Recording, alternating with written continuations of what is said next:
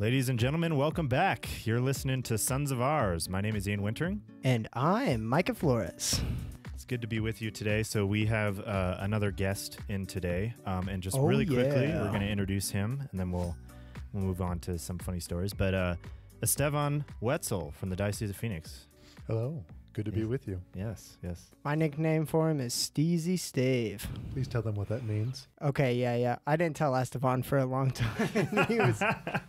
He thought it meant something bad, but so Steezy means like if you're a skier, you kind of know what Steezy means. But a lot of times when you're skiing, you do some really cool tricks or something like that. And when you're in the air, sometimes you do like a cool grab, and then you like push the grab out a little bit so that it looks extra stylish or something like that. And then when you land it, you're all psyched, and you come down and your buddy's like, "That was super steezy, bro.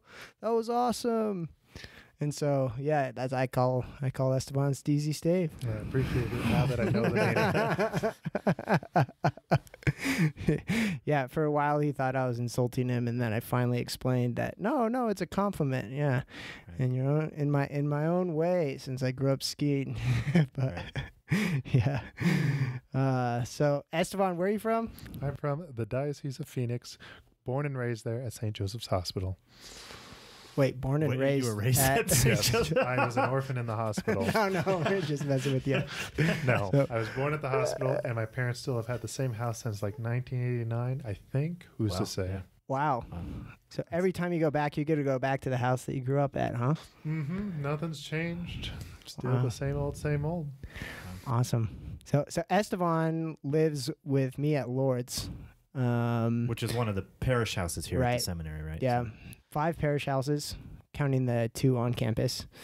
So it's me, Estevan, and then Tyler, who you remember from last week. He lives at Lourdes with us too. This week we have a community night every week at the seminary, based off the different parish houses that you live at. It's on Tuesday nights. Usually we have a meal together, and then we share graces from the week and stuff like that. And then we do something fun. Kind of ranges from a broad variety of different things. We'll like have a movie night sometimes. We do charades. Or even just like have a barbecue and a fire or something. Right, or just like play yard games, spike ball. Now that the weather was starting to get nice. Now it's not, but hopefully spike ball will be coming out soon. What did you guys do this weekend? We just did a picture scavenger hunt. So it was something that the guy that kind of organizes the community night events, he said he did it at a youth camp once. Oh, nice. I was like, all right. I mean, if it's good enough for little kids, it's good enough for us. Yeah. But so it's just, we're given a list of 30 random things, and we had to run around and take pictures. We had to pose to mimic what, like, for example, it would be like Washington crossing the Delaware. So then we would have to all get in a pose where it looked like the painting of Washington crossing the Delaware. Okay. Or like one of them was 1990s boy band, and so we all had to we all had to like wear the clothes and like do the pose, and like we were in a 1990s boy band. But yeah, and it was fun. We split into 2 teams, and then we compiled all the photos together in a video, and we just had a fun laugh about it. But this week at Lourdes, we went up to the Rock family's house. So the Rocks are a family that live in Brighton. They are parishioners at St. Augustine, the parish up there. And our house father, Father Jason Wallace, has gotten to know them pretty well and has introduced all of us to them. They have 10 kids, right? 10 kids. Yeah. wow. 2 boys. Those are the 2 oldest. And then the rest are 8 girls. Which is it's pretty nuts. Every time we go up there, there's just so much happening, but it's just a ton of fun. They just invite us all in to the family basically for the night, and then whenever we leave, they're like, "Are you guys leaving right now? It's 10 o'clock at night. Yes. Are you guys leaving?" And they like have the cutest, like just the cutest face. It just like almost makes you want to tear up a little bit. You're just like, yeah, we have to go. We have school tomorrow. But it was a ton of fun. Usually, so they live on this big farm up there. They have a bunch of greenhouses. They grow tomatoes. So next time you go to King Soopers, look for Trinity Farms. That's their farm. Right. Trinity Farms, and they have tomatoes, organic tomatoes, I think. And super delicious. Sometimes they give some to us. Mm-hmm. So and usually what we're doing is doing, what do you call it? Skeet shooting? skeet shooting. Yeah, Yeah. Oh yeah. I'm afraid of guns, so I don't usually do it. But I usually try to find a cow. They also have chickens and cows and ducks. And so I usually try to And you go and pet them? I've fed a cow or Try two, to feed them. but I've fed one. This time I couldn't. It was too scared, but Yeah. it's worth a try. Classic cow. So this week when we were headed up there, me and Estevan ended up driving up, just me and him, because there's supposed to be one van leaving from the seminary, and there was 5 of us that raised our hand at dinner the night before, so we were planning on 5 guys heading up, and then one ended up, I don't know, he ended up going back to the house, and so we didn't have him, and then Tyler and Ned had to pick up the shells to shoot, or the clay pigeons. And so they took Tyler's car up, and then that just left Estevan and I. So as I've mentioned before, I've been practicing my Spanish. Yep. And we got in the car, and Estevan is a great Mexican and has a very rich tradition of Mexican songs that he knows, or Hispanic songs that he knows, and so he threw on some, what were they, like funeral songs? Well, yeah, it's mariachi music, but specifically what I was giving you a sample of is what you would play at a burial. So like Amor Eterno or Un Puño de Tierra, just different things that really just heart moving that you would play at these particular things, just to kind of enculturate you a little into your culture. Yeah, because I'm a white Mexican, a coconut. So Estevan's helping me out. He's kind of helping me reach down into my roots, and so we were driving up, and Estevan had the directions, and Google Maps was taking us like in this super weird route all the way up to Brighton. And so he looked at me and he's like, watch, we're probably going to get up there late, and then everyone's going to blame it on me that that we were late because Google Maps took me in this super weird route all the way up to Brighton. And then I was like, well, at least they can't eat without us. And then Estevan's like, yeah, at least they can't eat without us. We put the food in the car, right? And I was like, oh no. I had put it in right outside of the refectory. We both thought back and we're like, nope, we do not have the food. We're about 20 minutes in to the drive, which is about an hour drive. Yeah. So I assume you made the U-turn and went back and got it. I called someone. We had to make an audible. We had to do an audible and just like figure out a way to get that food as fast as we could. So Estevan made a few calls to the seminarians that live here. One of the guys, David Hall, and you picked met up up with them halfway or something. Yep. Mm-hmm. Came in clutch, grabbed the food from behind the kitchen where we left it. Met us. In the rain. Yeah, in the rain. Met us off like Florida and I don't know, over by Sojourner's Coffee, if you guys have ever been there. We got the food and then we were on our way. And we're about like 10 minutes. This is so unfortunate, Micah, because like you kind of have this stereotype of just forgetting things. But it was me this time. But it wasn't you. Yeah. I hid behind his reputation, though. And just like we got up there and no, actually you didn't. They didn't give us too much grief. They were more just texting us on the way up. Right. They're like, we're so hungry. Smeagol gifs. Where's the food? Oh yeah, the Smeagol gifts. That's great. Yeah. So it was a fun night. And I don't know. It's just always funny when stuff like that happens. Right. Yeah. Today we're excited to have you on, Estevan. We've we've talked about it kind of all semester, Right. and this is your last year in seminary, coming down to the last couple weeks, and You already finished finals, right? Today were my last 3 finals. Yeah, Esteban, hopefully we can soak in some of your wisdom then before you leave. Our elder seminarian. Year 8. Year 8. Yeah. Yep. So you went to the Josephinum before SJV. You want to just give us a rundown? Yeah, I grew up in Phoenix, as we said before. Studying for the Diocese of Phoenix. Went to Most Holy Trinity grade school since pre-K. Graduated 8th grade. Went to St. Mary's High School. Shout out to them. One of my favorite places to go visit.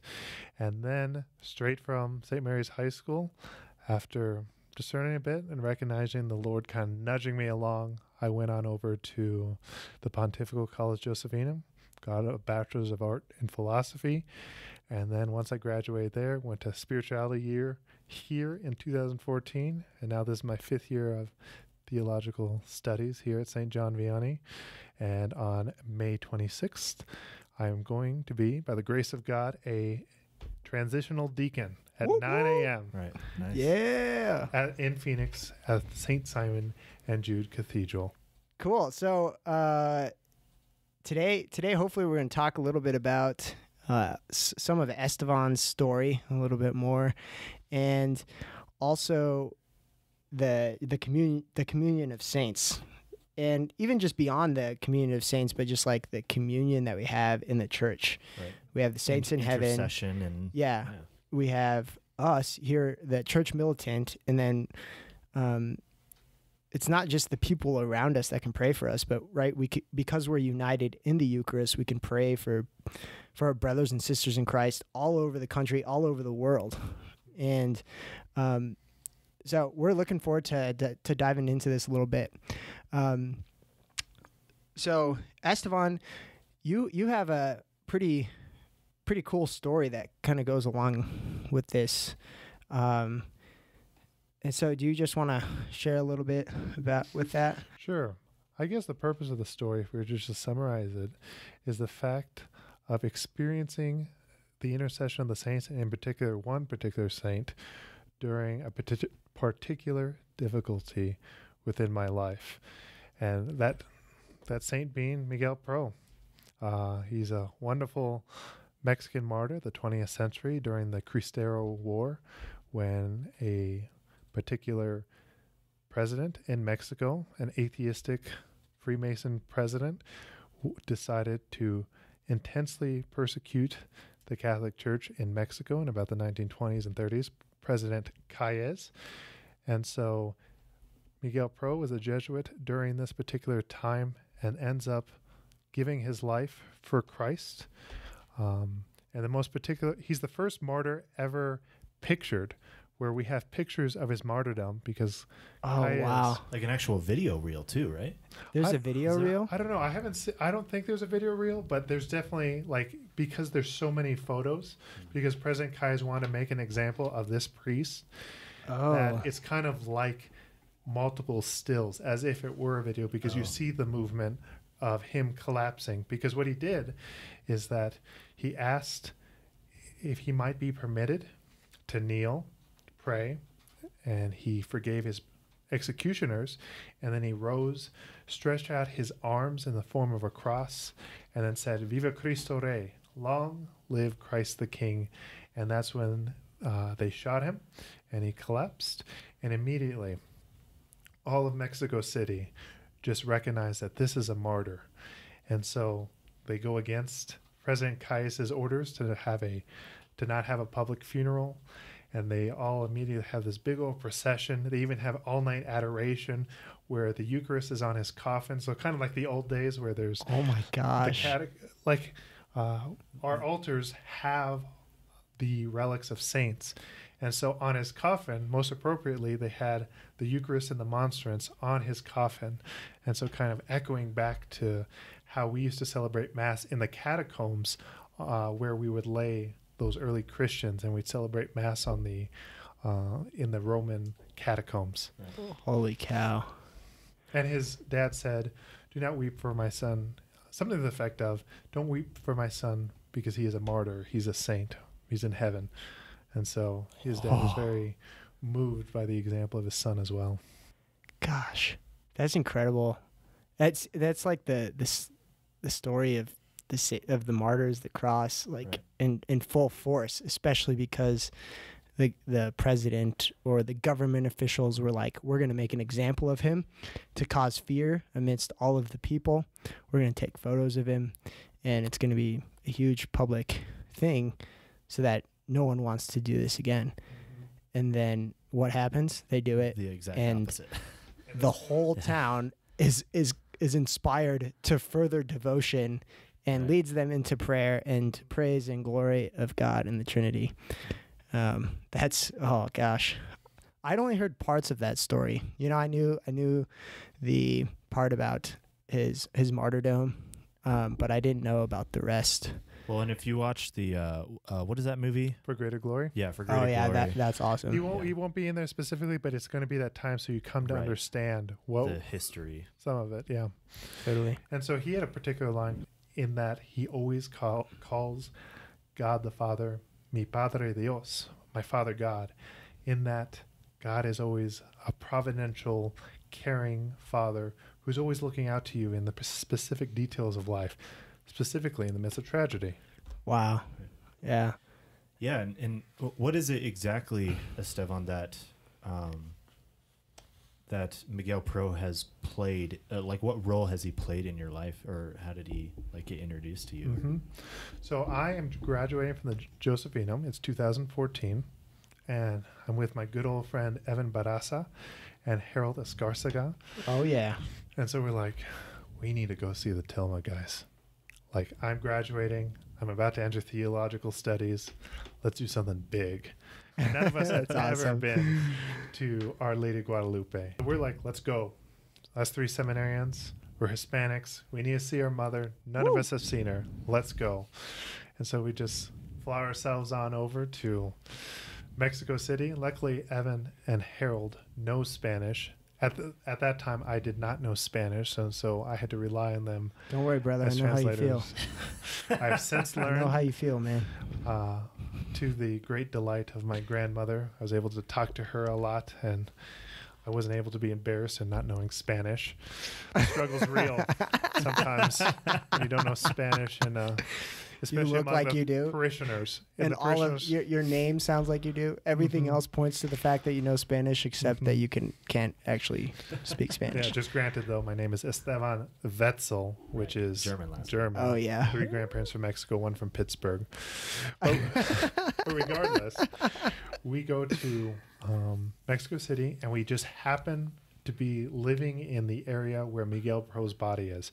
His body is currently in Sagrada Familia, which is in kind of the Colonia Roma neighborhood of Mexico City. There was an Academy Award winner movie about that neighborhood, just a fun fact. But in the midst of there's the Jesuit church, and there's his body, and there's the museum. At that time, the museum wasn't open, but we just happened to stumble across. We show up there. We're like, hey, here's a martyr. Don't know much about him. I know he's something about the Cristero War, but let's pray here. Let's pray a holy hour. And we had to sneak in through the back because the church was closed. And so a priest with a little walker, he could barely walk, he was exiting a different chapel. And so then he lets us in. And it's there when I'm in, it's just us 3 in Sagrada Familia. There's this kind of silver case. I don't know the technical term. You don't see the bones, but it's just kind of silver casket where his bones are. There's a picture of him, church empty, just us 3. And so we're praying a holy hour. Wow. And so it's there.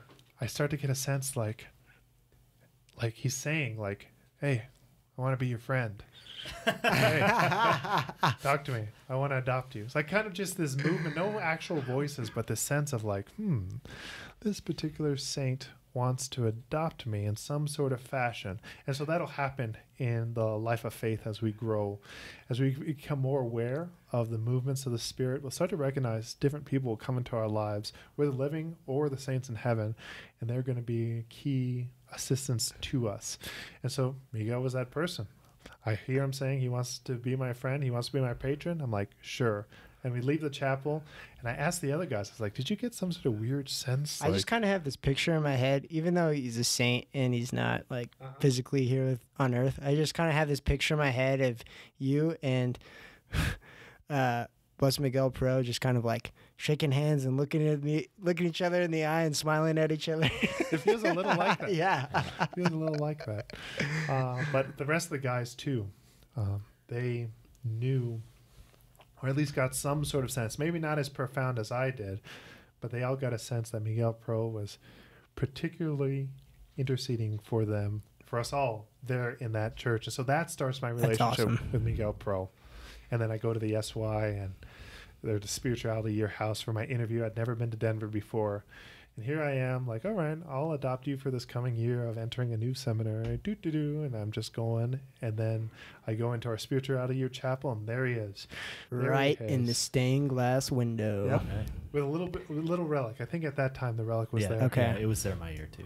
So. But his arms Miguel Mendoza put one of him, like a third-class relic of him, in the SY chapel as well. Miguel's in my class. So Estevan, then I was the one following Estevan, and then Ian was the spirituality year after us. So we're 1, 2, 3 here. Anyways. Mm-hmm. And so then you see it. There you see a stained glass of him with his arms stretched out in the same sweater. Because if you go to the museum, you see his clothes propped up on kind of a mannequin of like, there's the bullet holes, there's blood. And it's just so powerful because usually you don't see a saint so tangible. You don't see like the pictures of how it is he actually passed away, and neither do you see his clothes. But there in the museum, there are the clothes with the sweater and the bullet holes, and the bones are nearby. And so in the spirituality here, it's the whole scene you see in the photo, just his arms stretched out, his eyes, his head kind of bowed in reverence as he awaits the bullets to come. And it's just so moving. And I was like, all right, there's something here more than I recognize. And I'll adopt you. I'll receive you. I mean, I will accept you as my patron. I want to be your friend too. which, and this is something that I found to be so cool in the spiritual life is, it's almost like you said that sort of intuition that you had in the chapel, right? That you're receiving this offer of friendship from the saint.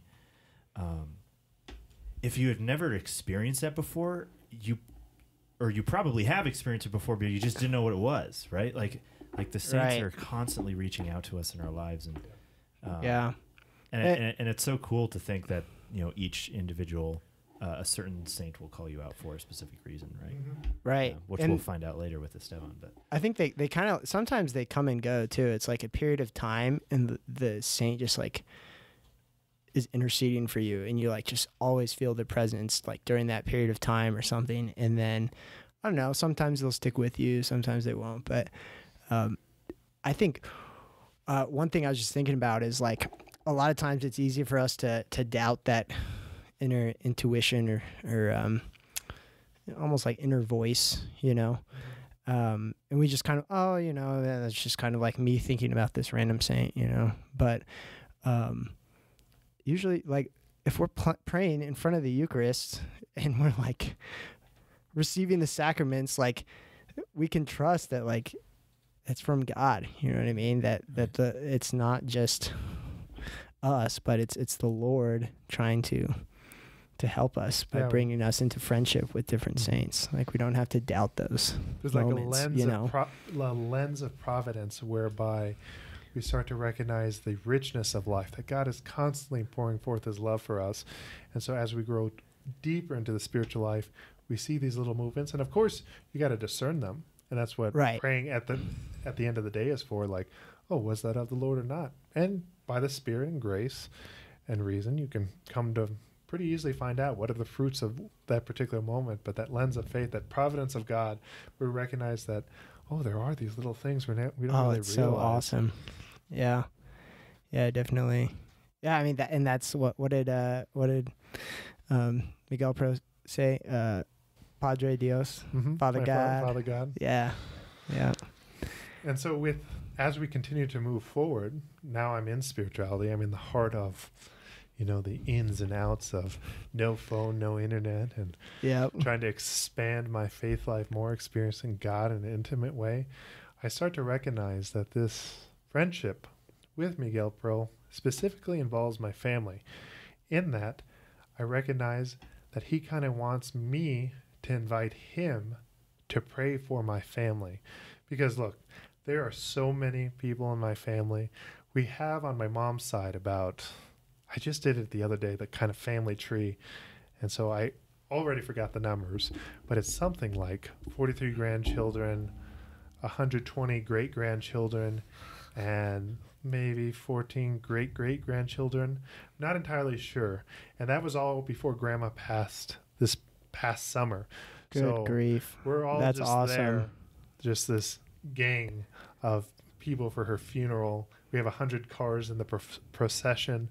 But with so many people, a lot of people have different needs and desires. And totally. So you need a little help as you kind of take on that role of intercessor as you start to decide to be a priest. I was like, all right, you want to help Miguel? I invite you in. And so it's during this particular period, I start to recognize that I need to pray for my brother, Jason. Jason was a good man.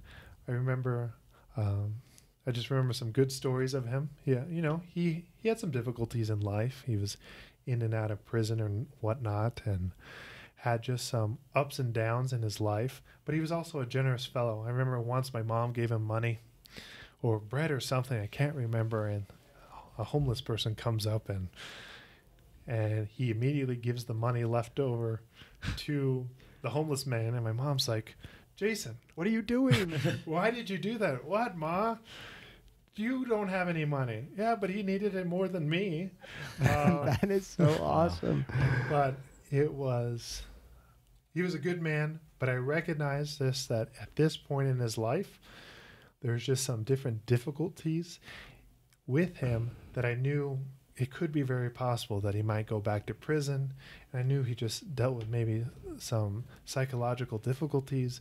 And so that's when my prayer goes from general intercession for my family towards my brother in particular, where I'm constantly during evening prayer saying things like, please help Jason get the psychological help he needs and things like that. And I remember one point in prayer just saying like, Lord, unless you help Jason right now, he's going back to prison.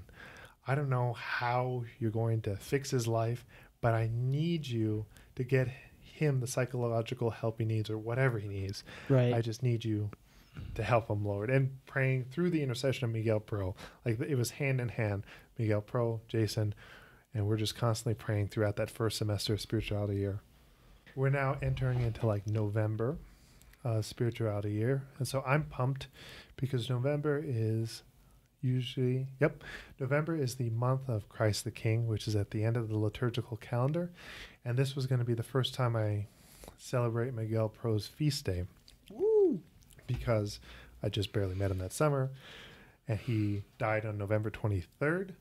And so I just become pumped because November 23rd corresponds to the feast of Christ the King that year. So I'm just pumped to like celebrate this. I'm like, Viva Cristo Rey indeed. Long live Christ the King. And so it's a Sunday. I buy some beautiful flowers, roses for the spirituality year chapel. And, I'm kind of in consolation, experiencing that. It's the end of the day. I don't remember what I did that day, but I was happy.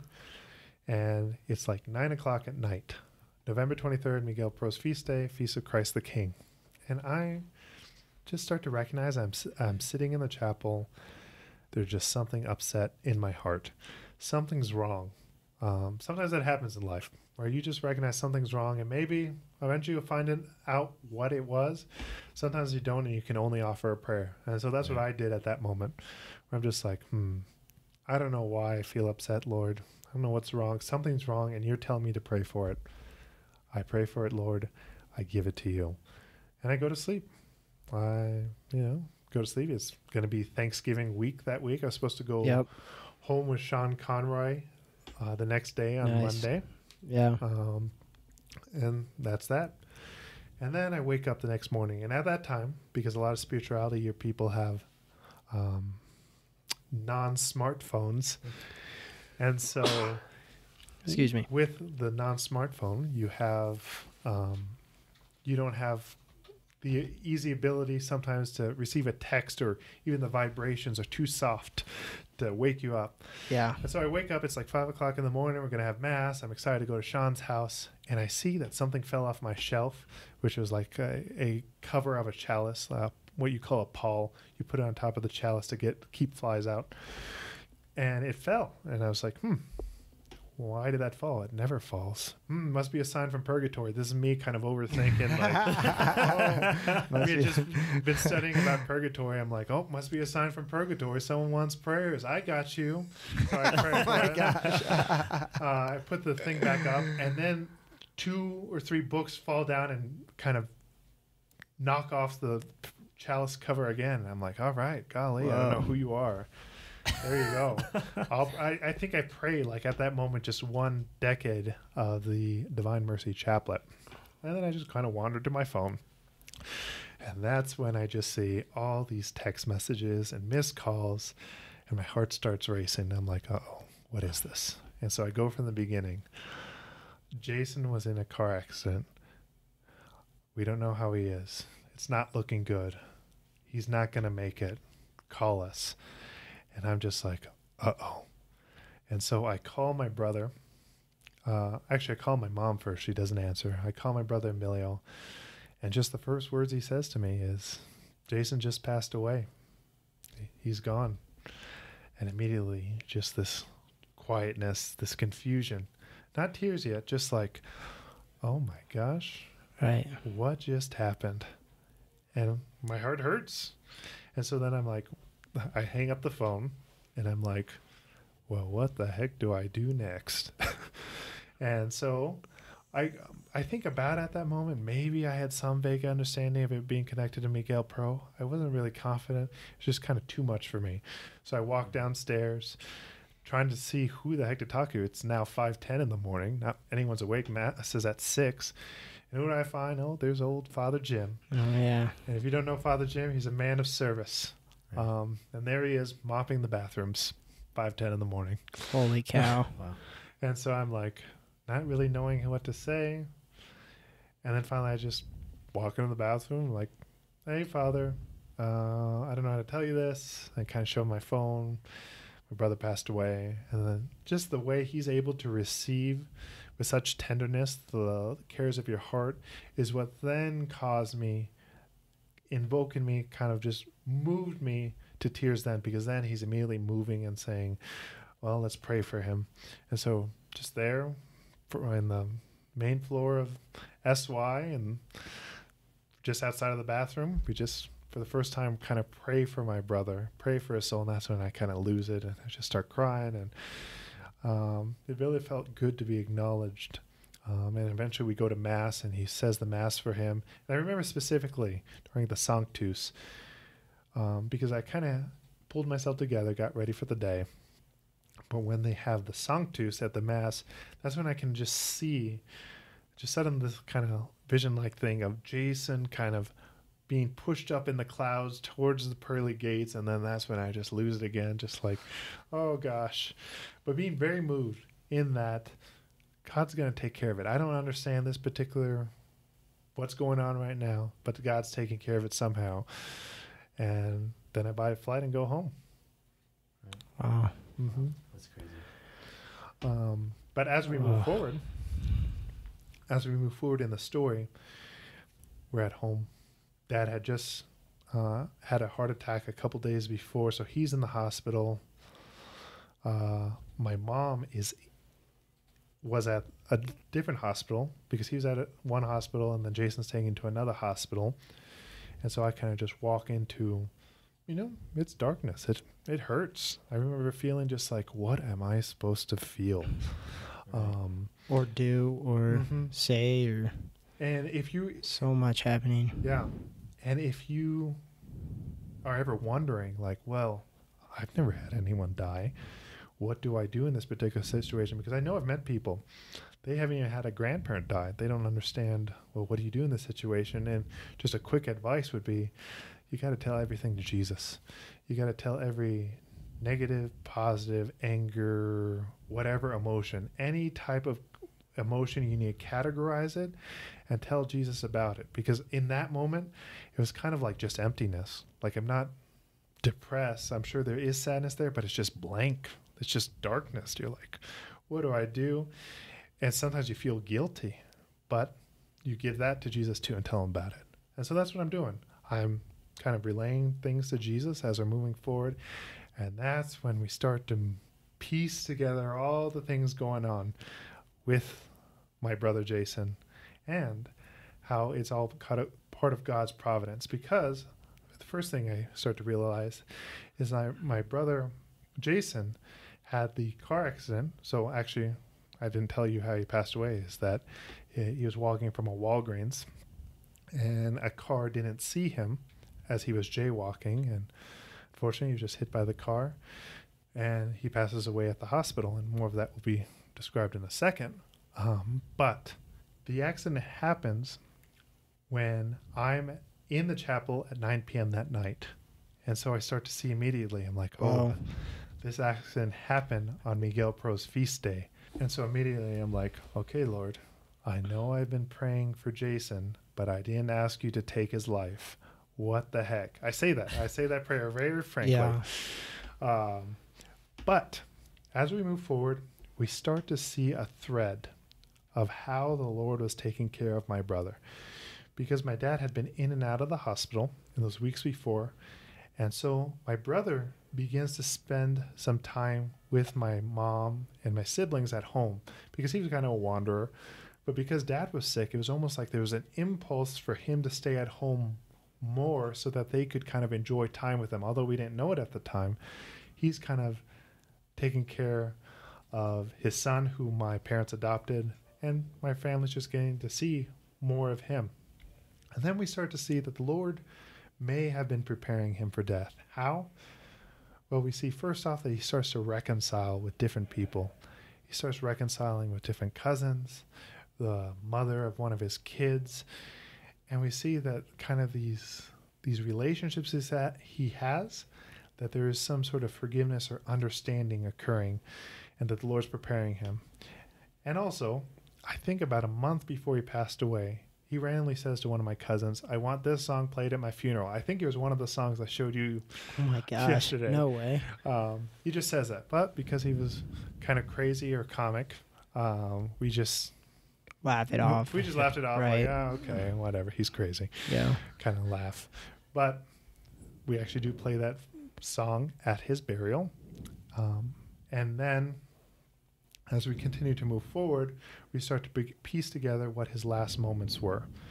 And so we learned from some friends that an hour before he passed away, or an hour before that car accident occurred, he was with some friends, and he had kind of been in a disagreement with one of the friends' mothers, where there wasn't a good understanding between them.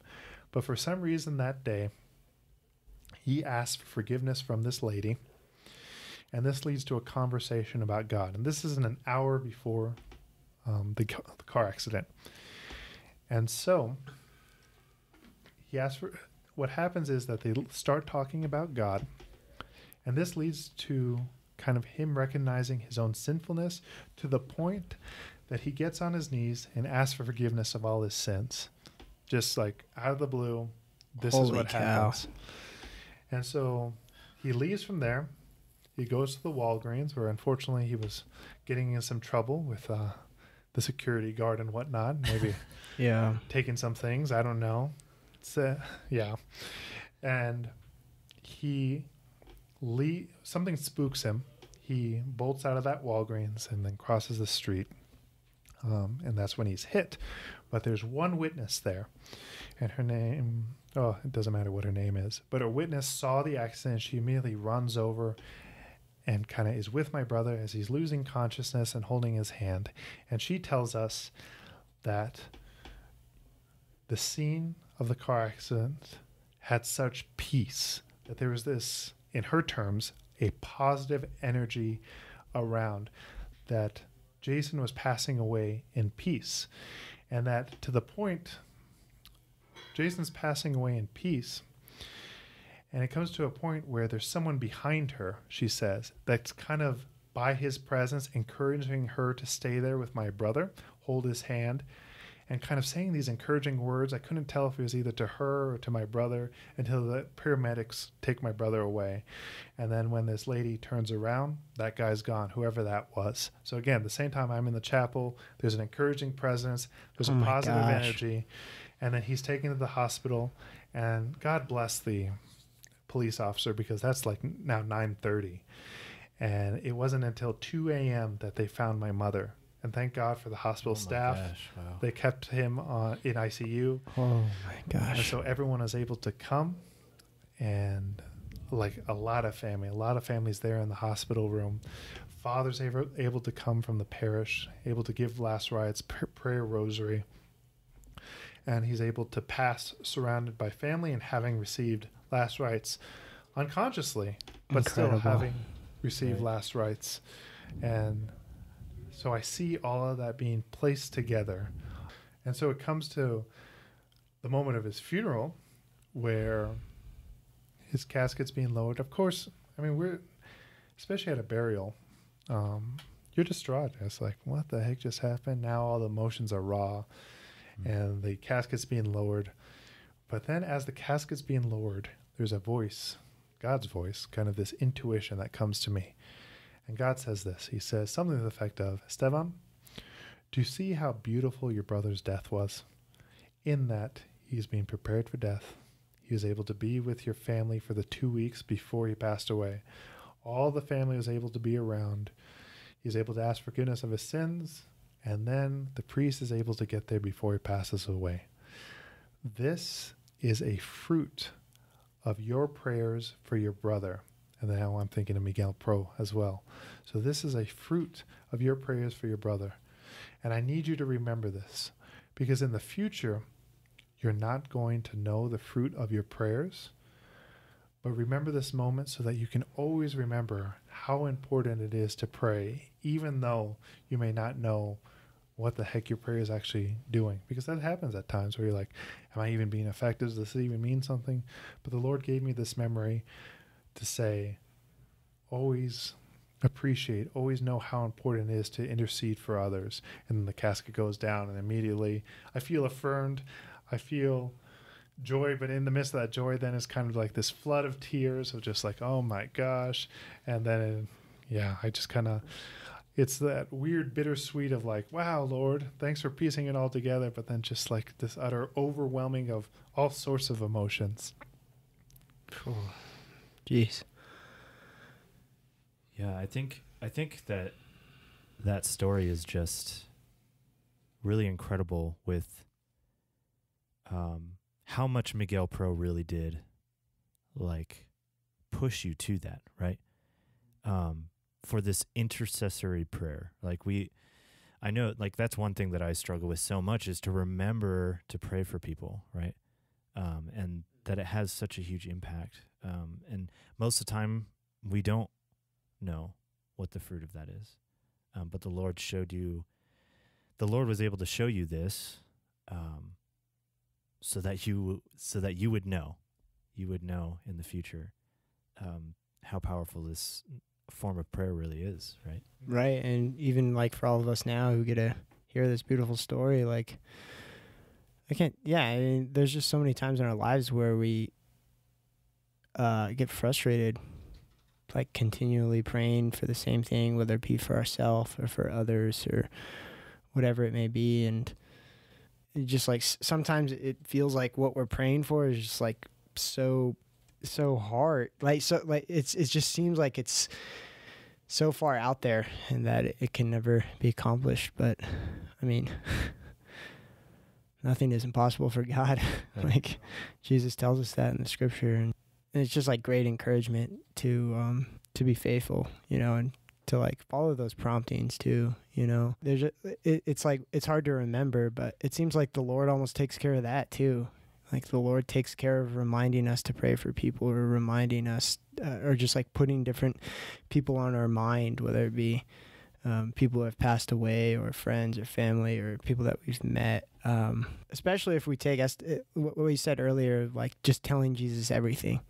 Like if we can start to like cultivate that in our lives more, then we're constantly like lifting up people in our lives. We're constantly lifting up our own petitions, and even just like a simple prayer in those moments that doesn't seem like it'll do anything, we have no idea like how much that can open our hearts or the hearts of other people for God to just pour out his graces, you know. Mm-hmm. And that intercession, that ability to intercede and kind of putting the impetus on the Lord reminds me of what just has been going on in prayer recently. I know a lot of us are praying the surrender novena that, I don't know, Father Cannon gave to some of us, and also Father Bill Breslin, where it's just this novena, which I've been praying constantly for a couple of months now, just restarting every 9 days. But the gist of it is just Jesus saying, when you experience troubles, even if you think that it seems to be getting worse, the sickness, the illness, I need you to close your eyes and say, you take care of it. Because surrendering to me does not mean like kind of this mumbled, worried, like, well, I need you to fix it in this particular way or it's not going to work at it out. No, right. I need you to surrender. And that just reminds me of a quick other story of just like being in the car, because after my brother passed away and then after my dad passed away a year later, I just remember just being overwhelmed of just like, it's like 4:10 in the morning. Actually, it was probably about 4:45 because back then we had a different schedule. We'd have a 5:30 holy hour. Those were the days. But I remember just like I was tired, overwhelmed. Dad had died a month ago or a month before this particular moment. And I'm sitting in my car just saying to myself, like, I am not okay. I am not okay. I am not okay. And then I'm trying to breathe. And then suddenly that worry, that concern turns into a prayer of, I am not okay without you, Jesus. I am not okay without you, Jesus. And then I turned on the car. I was able to keep on going to the seminary to go pray with Jesus in holy hour. But that aspect of like in intercession, because we don't know what the solution is going to be, it also helps us to then surrender to the Lord and recognize that his providence kind of pervades everything. And he does and will take care of everything, just not always in the way we had hoped or thought it would be, but usually in a way that's much better than we could ever imagine. Right. And yeah, a lot of times our prayer ends up being like, Lord, this is what I need you to do, and here's how you can do it. So if you could take care of that, that'd be great. You know, it's like we create this whole plan of how, you know, our petition can be accomplished, and the Lord's like, do you know the future? Like, do you know, like, he's just like, surrender to me, allow me to take care of it. And yeah, just the friendship of Miguel Pro through the whole thing too, starting over the summer. Like God's plan for your brother started, however, I mean, from what we see from your story over the summer. Mm-hmm. And even and then it has to go beyond that. Like God is always watching over us in his providence from before we were even born, you know? And we just like we see a little glimpse of the providence for your brother in that period of time, but just like think about like the providence that he's done for all of us and bringing to where we're at and bringing us to our vocations. And yeah, I mean, the type of love that God has for your brother and for you is the type of love that he has for all of his children. And it's not just one person, you know, like we're all his beloved sons and daughters. And so we can have great hope and confidence in that too, in how he's directing our own lives and how he's directing the lives of our friends and family as well. Mm-hmm. I like to summarize it as kind of, you are not alone. Like if people were to receive anything from this podcast, or if sometimes you're in the airplane and you kind of have these strange random conversations, like the only place you can talk to strangers just randomly, some in-depth conversation where they're crying on your shoulder, or you're holding their hand because they're terrified of flying. You're like, how did I get in this situation? But that emphasis of you're not alone, just because of the way our society right now is just so individualized. Yeah. And then we're like grasping, trying to strain for some sort of friendship or acknowledgement. Totally. But then to recognize first and foremost that it's not that we love God, but that God loved us first, and then we respond to that. But then he doesn't leave us as isolated individuals trying to find some sort of individualistic happiness, but that it involves others. He's with me in my struggle. He's helping me carry my cross, but then he has these great saints in heaven who he has showed through Miguel Pro, kind of showing me as kind of that tangible nudge. Not that it takes away from Christ, but just to show the fullness of being in communion as a church. And then lastly, just like us among us here now, these seminarian brothers. And I remember once just like when my grandfather passed away, I remember it was senior year of high school, just someone coming behind me, a wonderful friend, Erica Varela, just kind of giving me a hug and saying, "I'm sorry, Wetzel." I used to be called Wetzel in high school. But just that now small you're called moment. Steezy Stave. Steezy Stave. Sorry. But those small little moments of tenderness, of affection, or of kind of acknowledging the pain, not to say that I know what you're dealing with, but to say that you're not alone. And you have so many different avenues to understand and be convinced of that, because there's so much depression and hurt. But we need to be convinced that we're not alone, because God's love is being poured forth, but we're kind of blind to it right now the way we might live our particular lives. Totally. And I mean, that can be our prayer too, in those moments where we are feeling alone, where I mean, we just feel isolated, whatever it is. Like, it's okay, and I think it's necessary to make that prayer of like, Lord, I'm really alone, and I need you to do something about it. I need you to do something about it. Like, I can't get myself out of this, and I feel horrible. And we just like wait. We don't try to take control of it ourselves, like we were talking about, but we just wait to see what God does, you know? Right. And I mean, usually like something like what happened to Estevan with a friend coming up and like just acknowledging him and saying, you're not alone. You know, that like the Lord does that for us too. And there's always random people that he'll put in our lives, or people who are already there, you know, to help reassure us, you know, to kind of bring us out of that place of difficulty or darkness. Well, yeah, thank you, Estevan, for thank you very much coming on the episode today and sharing a really, really, truly beautiful story with your brother and with how the Lord has worked in his life. Yeah, it means a lot. It's probably pretty close to your heart. So thanks for inviting us in and allowing us to also reap the benefits of God's grace in your life, right, you know. Right.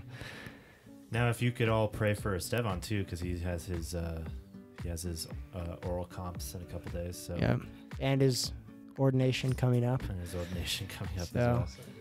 So also our brother Thomas Maddock here in the room. Pray for him too. He's gonna be. He's also getting ordained. We got a random guy in the studio that had to work on the computer. Yeah. That's in the studio, so just so you are aware. Yeah. But, give us a little bit louder shout out over there, Thomas. What's up, guys? Woo! All right. Yeah, so pray for Thomas, pray for Estevan, pray for all the guys who will be ordained deacons and priests coming up here in the next month or over the summer.